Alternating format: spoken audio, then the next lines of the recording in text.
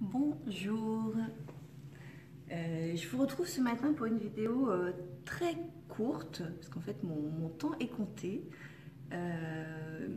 Peut-être que c'est une vidéo que je ferai en deux parties, on verra, en fonction du temps que j'ai pour vous parler aujourd'hui.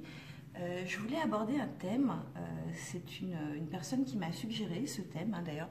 Je me penche parce que j'ai pas mes lentilles ce matin en fait, donc je vois rien. Lionel, hello. Hello Tiang. Oui, je voulais aborder avec vous en fait la grossesse de la femme à haut potentiel. Donc c'est Nathalie, pour la citer, qui m'a suggéré ce thème-là. Et je pense effectivement que c'est un thème assez intéressant parce que tout cela est très... comment là pour le coup, c'est un peu que ça rejoint un peu la vidéo que je vous avais fait sur la sexualité, où il y avait vraiment deux profils très distincts comme ça qu'on retrouvait. Et en ce qui concerne la grossesse de la femme HP, c'est exactement ça hein, qui se dessine.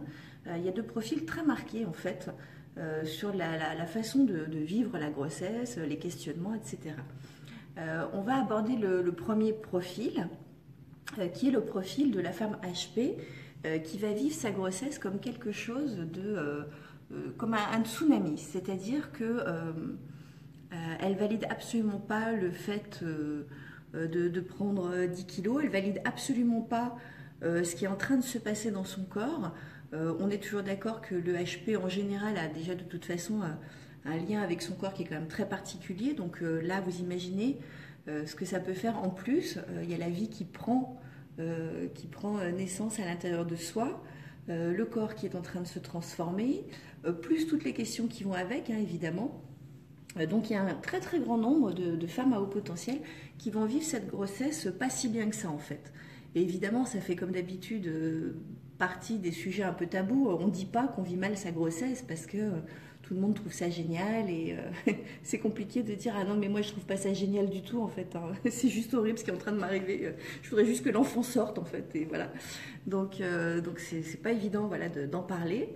Du coup, il y a pas mal de femmes qui se retrouvent avec des kilomètres de questions à l'intérieur et puis beaucoup de culpabilité hein, aussi parce que on s'en veut de ne pas vivre ça de la façon génialissime dont tout le monde parle, hein, que ça devrait être comme ça, machin.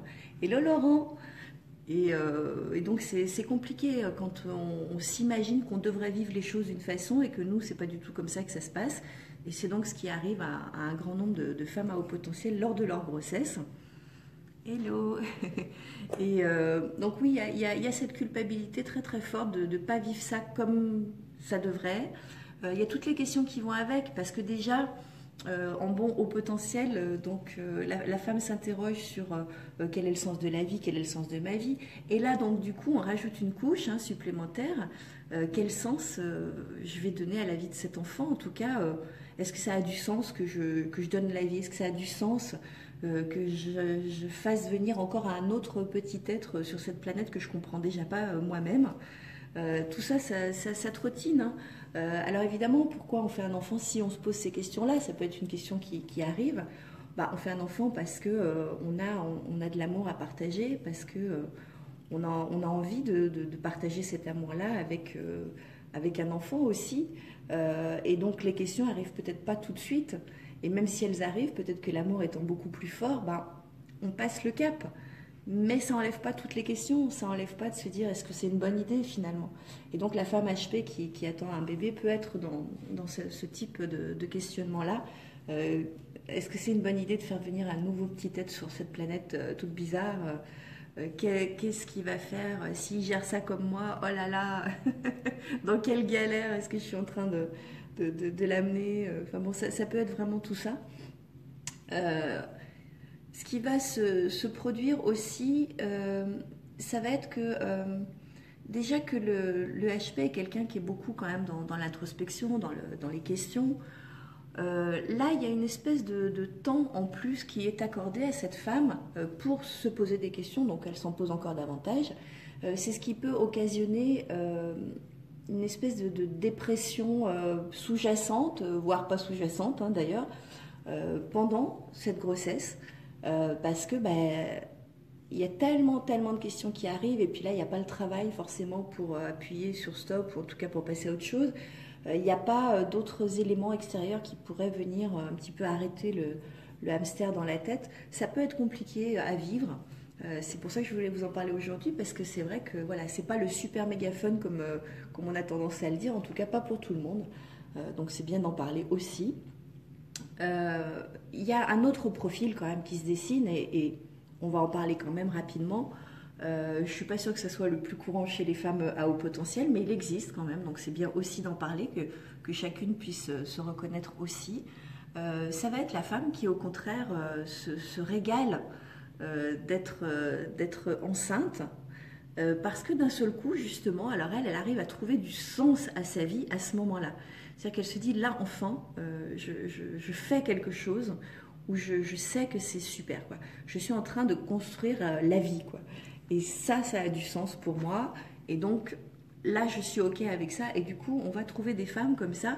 Ce sont souvent celles qui vous disent j'ai jamais été aussi heureuse et épanouie que lorsque j'étais enceinte.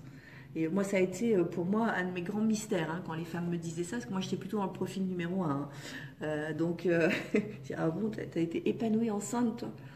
Ouais, j'aimerais bien que tu m'expliques en fait. Mais c'est idiot si on réfléchit, je veux dire, ni moi j'ai raison, ni elle a raison. C'est juste qu'on a chacune une façon d'aborder les choses, quoi. Mais n'empêche que, voilà, moi ça fait partie typiquement du profil qui m'a beaucoup questionné. Mais il n'empêche que c'est un profil qui existe. Et le Raphaël, et donc voilà, c'est important d'identifier que de toute façon dans les deux sens, le fil, hein, qu'on retrouve finalement sur ces deux profils de femmes HP pendant sa grossesse, ça va être quand même la question du sens à donner à tout ça. La première justement, elle cherche, elle ne trouve pas le sens à donner. Pourquoi je mets un enfant au monde? Qu'est-ce qui va devenir dans ce monde? Déjà que c'est compliqué pour moi, etc.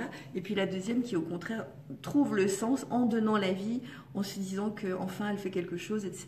Donc il y a quand même un fil conducteur entre les deux. Et c'est bien. Hello Jo, tiens regarde Raphaël, je l'ai tout le temps au poignet. Et alors moi qui fais, oui pardon, hein, je fais une petite parenthèse, mais comme d'habitude, vous avez l'habitude. En fait, je fais beaucoup de rhumatisme articulaire depuis quasiment 30 ans, hein, depuis l'adolescence. Et je dois dire que depuis que je porte ce petit bracelet, hein, qu'on trouve sur le site de Raphaël, je dis pas que j'en fais plus, ça serait pas vrai, mais alors ça a diminué genre de 50%, si c'est pas plus. Donc je suis hyper enthousiaste de ce cadeau que je me suis offert. Voilà, parenthèse refermée. Donc voilà, je vous ai fait une petite vidéo sur les femmes enceintes, les femmes à haut potentiel pendant leur grossesse. Il y aurait encore beaucoup à en dire parce que effectivement, par rapport à toutes les questions qu'on peut se poser, rapidement, moi je peux vous dire par exemple, et je l'ai dit très ouvertement à mes enfants d'ailleurs, parce que je trouvais que c'était important, enfin à ma fille aînée, puisque c'est à ce moment-là que ça s'est produit. Moi, lorsque j'étais enceinte de ma fille, ma grande question c'était: est-ce que je vais être en capacité à l'aimer? Est-ce que c'est naturel d'aimer l'enfant que l'on met au monde après tout? Et cette question, je me la suis gardée pour moi toute seule longtemps, parce que quelque part j'en avais honte. Je me disais, même ta question en soi, elle est bizarre, quoi. Parce que a priori, tout le monde te dit qu'un enfant que tu mets au monde, c'est juste la 8e merveille du monde, et que donc évidemment que tu l'aimes, quoi. Et en soi, intellectuellement, je validais complètement, mais j'étais pas convaincue. Et donc, je me posais vraiment cette question. Je me disais, mais est-ce que c'est sûr que je vais aimer cet enfant, quoi? Et évidemment que j'ai aimé cet enfant à la seconde où je l'ai eu dans mes bras, mais il n'empêche que j'ai eu ce questionnement-là.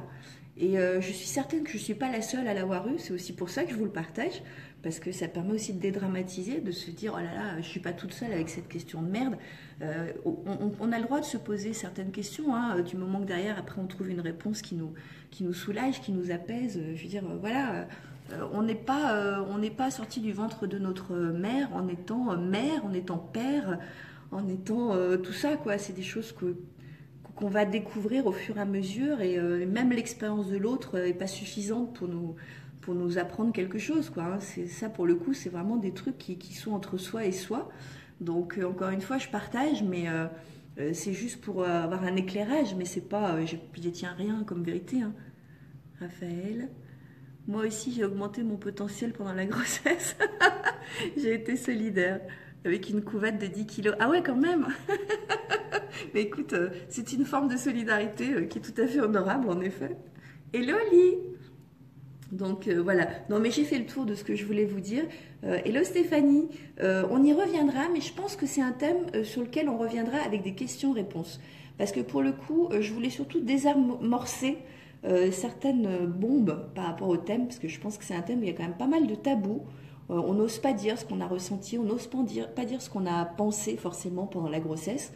On se sent pas forcément à l'aise avec tout ça, alors qu'en réalité, tout est possible. On peut se permettre d'échanger, justement, en échange pour avancer, pour se déculpabiliser, pour comprendre que voilà, on est en phase de découverte et que tout ça est tout à fait naturel. En réalité, il n'y a rien de normal, mais naturel, oui. Voilà. Et je vous fais un gros bisou. En fait, j'ai un rendez-vous derrière, c'est pour ça que je vous fais une vitesse, c'est un peu express aujourd'hui, la vidéo, genre version rapide. Mais voilà, je pense que j'ai dit ce que j'avais à vous dire pour l'essentiel. Si vous avez des questions sur le thème, n'hésitez pas en revanche, parce que j'y reviendrai avec plaisir. Et encore une fois, merci à Nathalie pour cette suggestion de thème très intéressante. Hello Jean-François, hello et au revoir en fait en même temps, mais merci d'être là. Voilà, je vous souhaite une bonne journée et puis peut-être à demain ou sinon de toute façon on se retrouve lundi.